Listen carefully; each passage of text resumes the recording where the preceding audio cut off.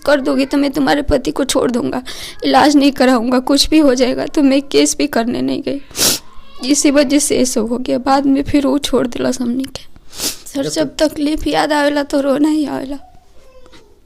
बहुत तकलीफ है, 4 महीना बेड पर ही रहल बनी।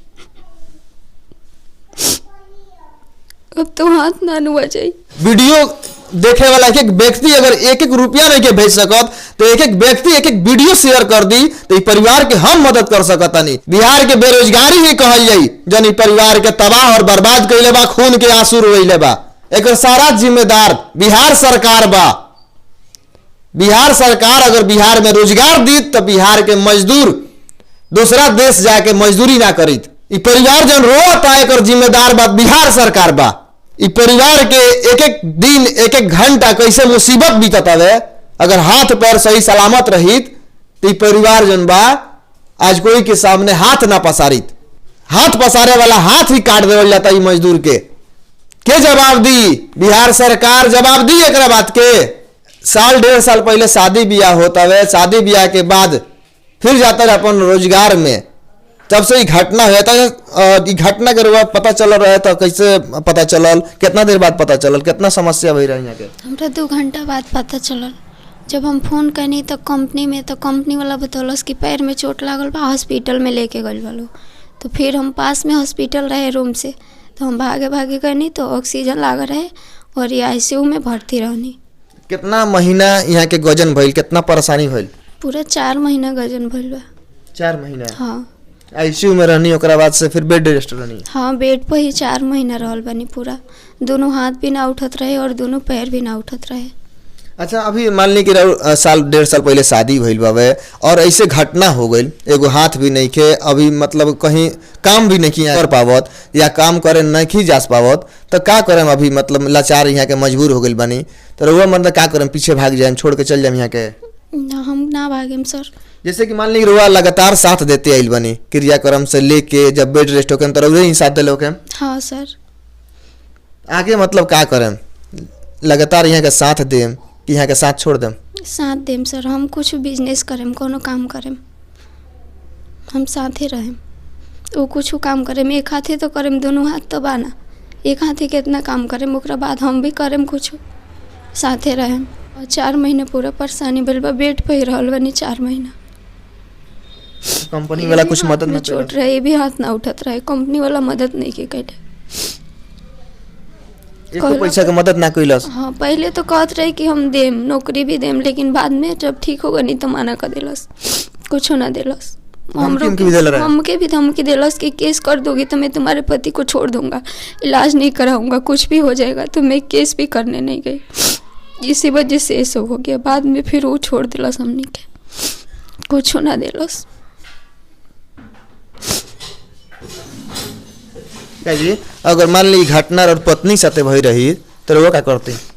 साथ देती है, हमें साथ देती जी। जिंदगी जो हाथ बाएं धइले आजकल के जनरेशन चलाता है कि पति पत्नी के संबंध कितना खराब हो जाता है, तनी बात के, लेकिन इतना बड़ा घटना हो गई फिर भी और पत्नी साथ बड़ी, तो वह मतलब कौन प्रकार के बात के लेता नहीं? सर हम तो ये कहम कि बहुत खुश नसीब बानी हमके, इनका जन्म के पत्नी मिली। मान ली कि ऐसा हम हाथ पैर के सही रहनी, अब आगे चल के ऐसा हो गई नहीं। हमके ही बहुत के लिए बड़ी, लेटरिन बाथरूम से सब चीज़ के लिए बड़ी, एक एक चीज़ के हमके ही सेवा के लिए बड़ी। मान ली कि एक बीबी ही होली जो हर कर्म निभा सकत रही, तो इस चीज़ के सर कबू नहीं हम भूले जे ये हमके बहुत खुश नसीब बा हमरा कि हमरा जिंदगी में यही। अच्छा, अभी मान ली कि रउआ बैठल बानी, आगे भी हाथ नहीं के तो बैठले रहें, लेकिन कैसे परिवार चली? सर परिवार बात ये माने वीडियो देखे वाला अगर एक एक व्यक्ति कुछ मदद करता तो कुछ खर्चा उर्चा चली नू? हाँ, शायद अगर कुछ मदद मिल जाए तो हमके इनके कुछ दुकान कर दे या कोनो बिजनेस कर, घरवाली के कुछ करिए, दोनों जना साथ में रह जाए। जे किराना स्टोर बोल छे, कोनो ऐसा आर्थिक मदद मिले तो कोई सा बिजनेस कर सकता है नहीं जा, बाकी तो उनके ही करे के बा। वीडियो देखे वाला अगर एक एक व्यक्ति एक एक रुपया के मदद करता है तो और कुछ आर्थिक मदद हो जाई, दुकान कर लेम? हाँ सर, दुकान कर लेम। वीडियो देखे वाला व्यक्ति से क्या कहे चाहें? इसे ये कहें कि बस कुछ मदद कर दिलो ताकि हमने के हेल्प हो जाए, फिर कुछ बिजनेस कर ले सन साथ में हमने के रह के हम कुछ मदद कर पाए यहाँ के भी, बस देखिए वीडियो देखे वाला एक एक व्यक्ति अगर एक एक रुपया के मदद करी तो ई परिवार के आर्थिक सहायता हो जाई, कोनो व्यवसाय हो जाई, रोजगार हो जाई, परिवार चले लगी। लेकिन बैठकी में अभी 1 रुपया नहीं खियावत। वीडियो देखे वाला एक एक व्यक्ति अगर एक एक रुपया नहीं के भेज सकत तो एक एक व्यक्ति एक एक वीडियो शेयर कर दी तो ई परिवार के हम मदद कर सकतानी। आंसू के जवाब के दी बिहार सरकार में एक एक नेता से पूछे के चाहतनी। कंपनी वाला तो मान लिया चकोड़ा बड़ा सन, वो वीडियो देखे वाला आदमी का कहे कंपनी में भेजे नहीं। जैसे हम तो ये कहें सर कि ये भी बिहारी बा अपना बिहार छोड़ के कहीं भी काम करे जाता, या कंपनी के नाम हो सुप्रीम गुलाटी फैब्रिकेटर जो बल्लमगढ़ फरीदाबाद में है, इस समय जाजरू में है। कोई भी कंपनी में उस कंपनी में ना काम करे, कोई भी पंजाबी मालिक है ना ओगनी के कंपनी में गई काम बा। अगर कुछ ऐसा हो जाई तो कोई कंपनी कुछ केहू के नहीं के देवे वाला, काहे कि हमके खुद देख ली। आज हम ये कारण है कि कंपनी मालिक के बात मान के हमके करे के पड़ल नौकरी के दबाव में, तो आज हमके दहिना हाथ खोए के पड़ल। और दोनों हमके 4 महीना दिन वो कस कटले हैं कि हम ब्याह भी नहीं कर सकत।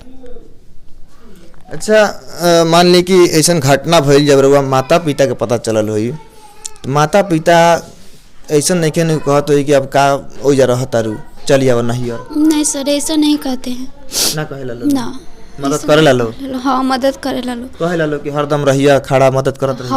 हाँ यही बात कहे लो। जब भी फोन करे नहीं कोनो चीज के जरूरत रहेला तो हमारे पापा लिया के पहुंचा देवेला, मदद कर लो। सब कोई मदद इतना मुसीबत में साथ निभाई लेकिन रोत कहे बनी है बरा सर। जब तकलीफ याद आवेला तो रोना ही आवेला।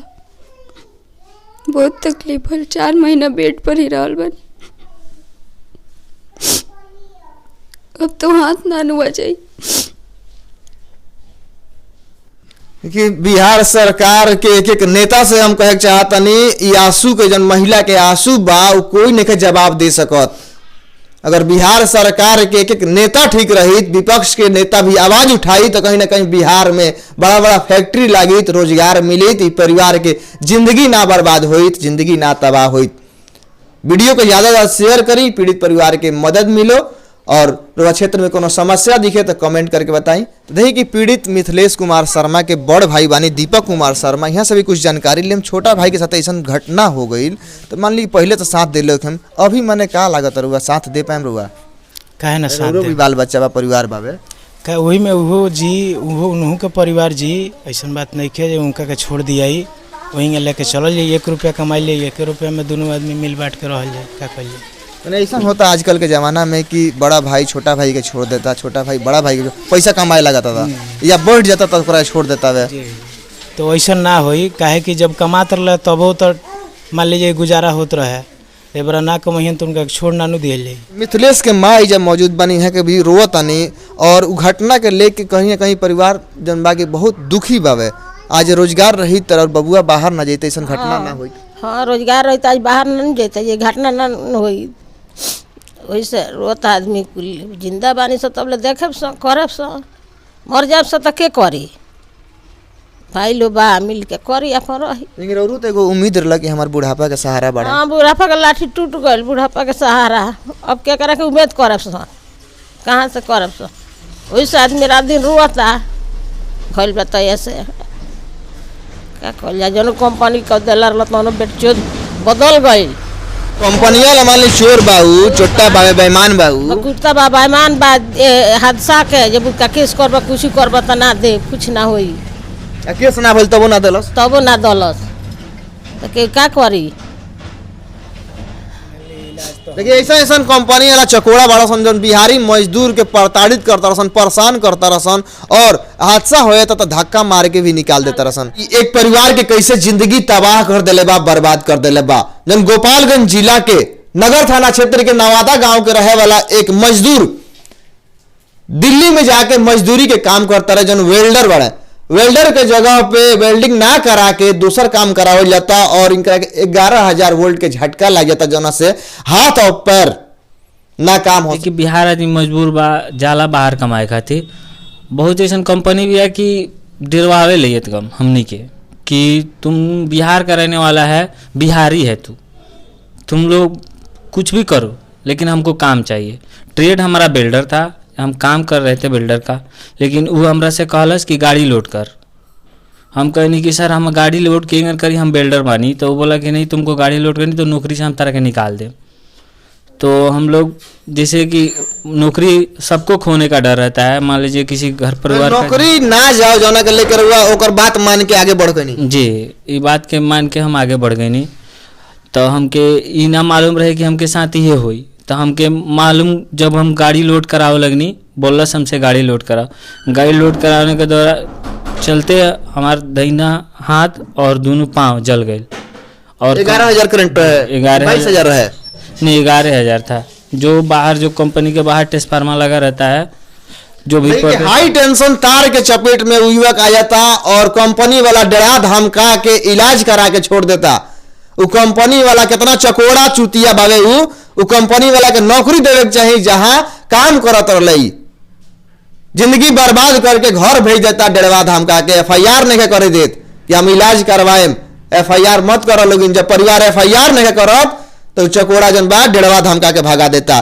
बिहारी बा, गरीब बा, मजबूर बा, लाचार बा, दूसरा जिला दूसरा देश दे के मारा मारी करी। अच्छा वो मारा मारी करती तो कुछ मतलब हासिल हो सकत कि ना? मान ली कि कौन के हमार मदद करी। बिहारी प्रदेश में केहू के केहू ना सुनेला। केहू कहेला कि वो बिहार का हो तो हम का करी, ओकर मदद के करी। मान ली कहेला हम अपन परिवार देखी कि ओकरा के देखी, यही से आदमी केहू मदद ना करेला। और हमरा कंपनी हमके जल गई नहीं तो हमके छोड़ दिलस पानी में, ही पानी में गिर गई नहीं रोड के किनारे, हमके छोड़ दिलस। बाकी बिहारी मजदूर और यूपी वाले ही हमके खींच के बाहर निकाले।